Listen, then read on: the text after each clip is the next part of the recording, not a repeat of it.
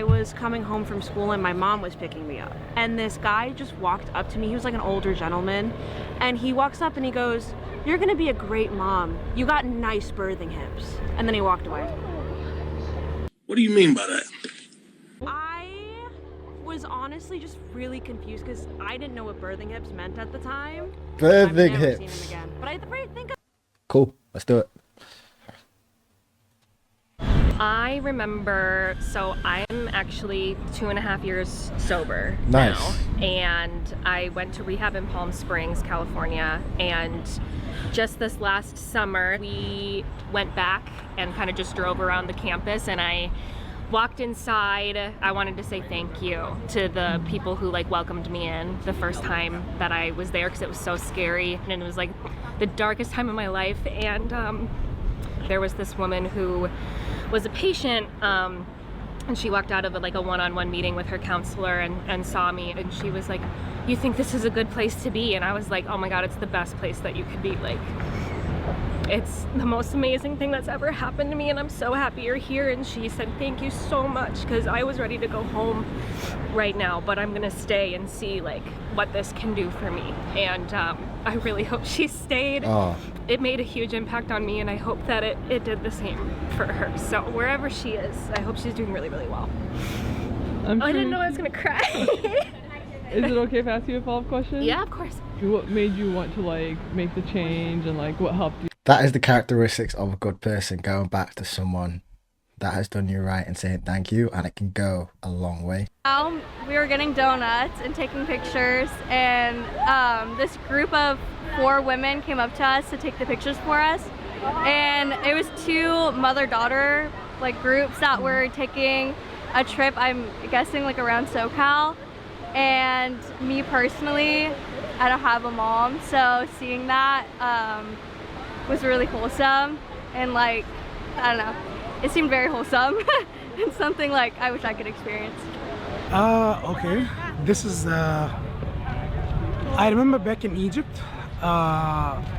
so I used to work in the TV commercials, acting. Great mustache. Great mustache.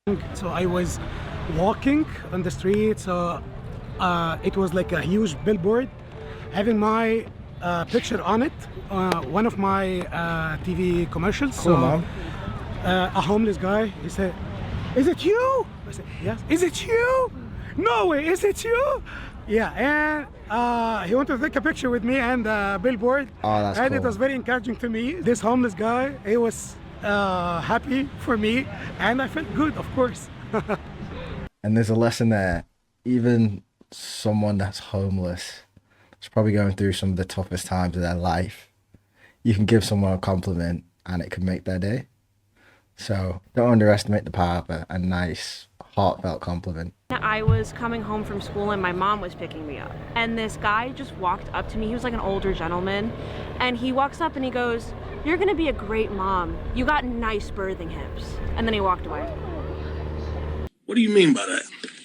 I was honestly just really confused because I didn't know what birthing hips meant at the time. I've Birthing never hips. seen him again. But I think of him randomly. So Birthing hips. I don't know about that one. Is that a compliment? This is just me? Maybe I should try that out. Go up to a girl and say, "Hey, you got nice birthing hips," and see how that goes down.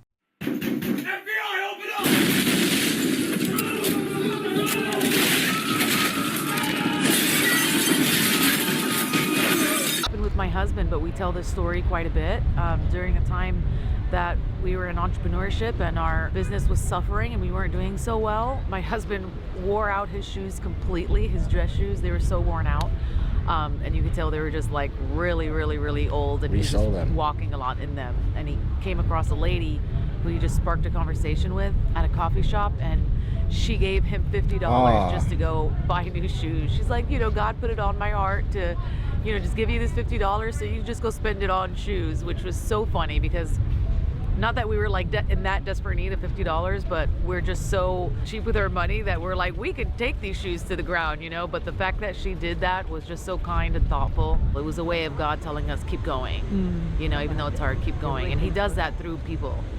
And how's your business doing now? Phenomenal. That was like 10 years ago, and now it's doing amazing, and we're so grateful. And we're so glad we didn't give up, you know, in times when it was just so hard. It makes you want to give up, but don't. What a beautiful thing to do. Again, shows you acts of kindness can go such a long way that she's remembered that now to tell the story 10 years later when their business is doing great. So yeah, amazing. Stranger I still remember would probably be this guy that when I was working at the gym, he was diagnosed with diabetes and he was on dialysis, and I'd had only one conversation with him prior, and he had told me that his lifelong goal is to beat the disease that he was dealing with, and he just wanted to stay alive to meet his grandchildren. And he had told me that the day that he overcame this disease was the day that he was going to wear a bright yellow shirt. And we only had that one conversation, and I actually left that gym and I had never went back. And one day I saw him and I ran into him, and he was wearing like a bright yellow shirt. Oh my and he God. immediately came to me and he was like, I don't know if you remember me, but I'm no longer on dialysis and I'm alive, and my son had his kid. So he beat the disease that he had told me. But it was just so crazy. Like, I don't know, just running into him out of pure coincidence On that day? and seeing him wear the bright yellow shirt. It was just so weird. Like, the timing was insane, and I never forgot about him. Like, I was constantly thinking about him. Just randomly met him and he was wearing a bright yellow shirt. Something you can't make up either.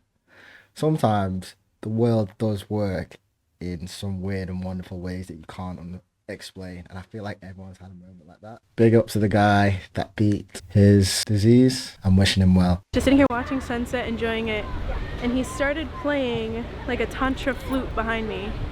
And I was like, of course this is happening right now. So he eventually came up to me and he asked if we could watch the sunset together. And we thanked the four corners of the universe, and that was it. And I still remember him till this day. He was amazing. And why do you think it like stuck out to you? I think because he wasn't afraid to connect with somebody he felt like was on the same page as him. Like, there was a fearlessness of like just wanting to connect and make somebody's day. That really touched my spirit. Stuff like that reminds me just to be present and enjoy moments, because every moment is going to end. One stranger you still remember? This stranger I met about 3 months ago online. I was asking for some donations for my classroom because I teach in Santa Ana, and she responded and said, come on by, I have all this stuff. And when I went to her house to meet her, it was just like we were kindred spirits. We grew up on the East Coast, a really hard part of town. It's similar stories. She's about 20 years older than me. She is just like this beautiful creature. And we've kept in touch with her just even over the past couple of weeks, and just had breakfast with her this morning. So she was a stranger who was just not meant to be. What you connected with her on was that you had like similar upbringing? Yeah, we did. We had a very similar upbringing, just in the homes. We were both homeless for a while. We both ended up in education, ended up in Laguna Beach, and these places where people just have an abundance of everything. And we still look around and are just like, wow, we have no idea what it's like to be hungry. If you had advice for other people who are in the tough part of like something similar you went through, yeah, what would you want to tell them? I think I would tell them this.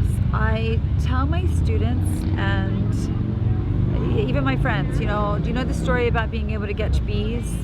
You know how you can catch bees? Like, this is for real, you can catch bees.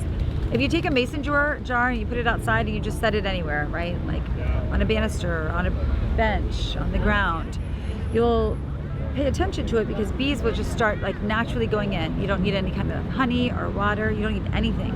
But what happens is the bees, when they're flying by the glass, what they hear is the vibration, but they think it's another bee. So they go to check it out. When they go inside, they kind of get stuck there because they're not used to being stuck in something.